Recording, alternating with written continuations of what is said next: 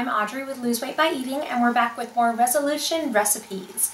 Right now we're going to make some amazing little skinny mini pizzas with some of our delicious Toppings Creek. It's a 2010 Esprit de Bon Cassel. I'm sure I'm pronouncing it wrong, I apologize. It's got some plum and pepper steak taste to it and also some dark chocolate flavors.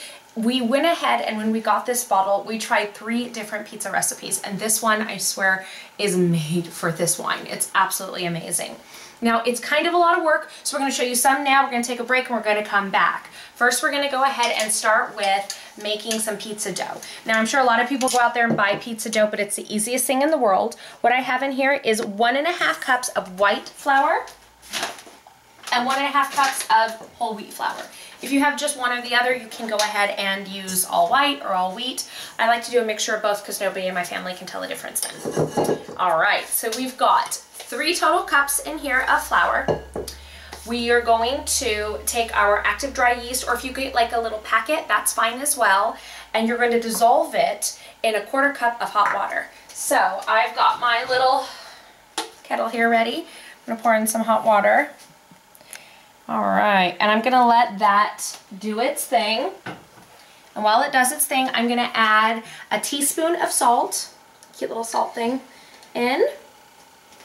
And then I'm gonna do a quick little mix. You kind of wanna mix it so that there's a well in the middle. You kind of wanna leave a little bit of room on the sides. And then I'm gonna put it here in my mixer. This is what you want to use. This is a dough hook, and I'm sure when you got your mixer you probably were like, what on earth is this thing? So this is going to make you some dough. If you do not have one of these, don't worry. I'm going to show you how to do it in a minute. I'm going to turn this sucker on, and what I will add to it will be our yeast mixture. Then I'm going to get about almost a cup of water, and then also some wonderful, just regular olive oil is fine. Extra virgin olive oil is fine too. It's going to be 3/4 cup of hot water, and then a 1/4 cup of some olive oil. And then we are going to mix it all together in the mixer. Here we go. Pour this in. And we're going to pour in our delicious, look at how this is kind of fermented up and it's kind of like this milky substance. Pour that on in. And we're going to turn it on. Ready? Now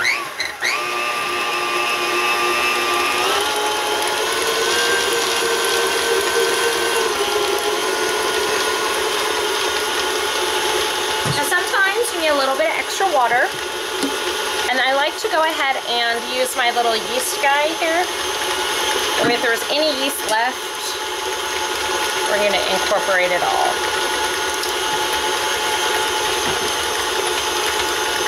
Pour it on in. Try not to burn yourself with the hot water. And while this does its thing, we're going to make our sauce. Sauce is one of the easiest things. I'm going to turn this off just so you can hear me. All you're going to need is a large can, small can. This is going to be just tomato sauce and tomato paste. We're just going to pour each of these in here.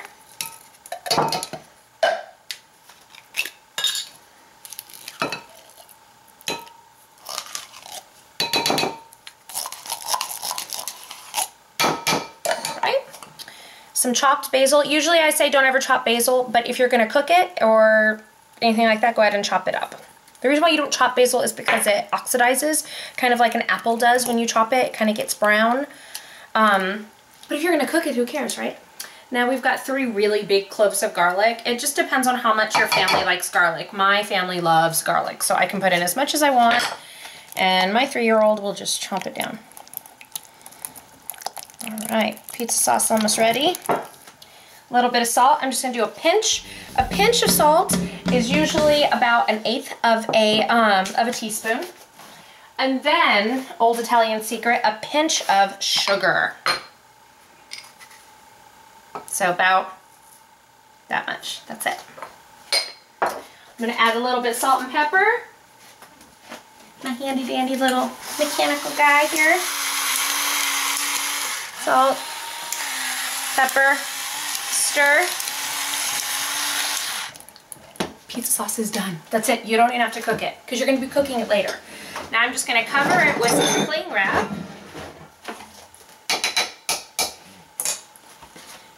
And set it aside. And then I'm going to do exactly the same thing with my pizza dough, but I want to show you what it looks like. I'll get to this in a minute. When it's done, it's going to ball up. Come on over now.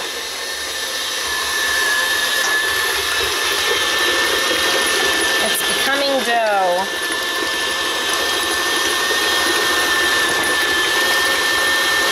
There we go.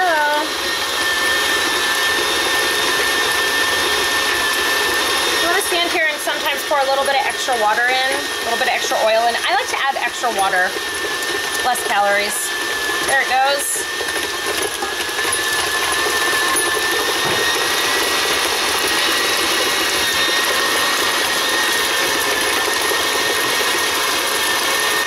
Let me show you a little trick. I got a little bit overzealous with the water. I'm going to add just a little bit more flour. And there it is. There's your dough. That's all you need. Once it balls up like that, you're done. That's your dough. I'm going to let it run for a minute. And what I want to do is, so you don't want it to be sticky, you are going to do this. You're going to take it out for a second. I'm going to put just a little bit more flour in. I rub it around. This bowl is nice and toasty warm because you've been kneading in it. Now I do want to show people out there who do not have one of those big fancy guys how to knead dough. It's the easiest thing in the world, especially for somebody who doesn't even have a good hand. All you do is you pull down and then you grab it again and push. This is kneading dough. That's all you have to do. So my dough is ready. I'm gonna put it in here. I'm gonna cover it with some saran wrap, and then I'm gonna cover it with a kitchen towel. And then I'm gonna set it aside for a minimum of 2 hours. You want this sucker to really double in size. And then we're gonna come on back and I'm gonna show you how to make some skinny mini pizzas. I'll see you in a few minutes.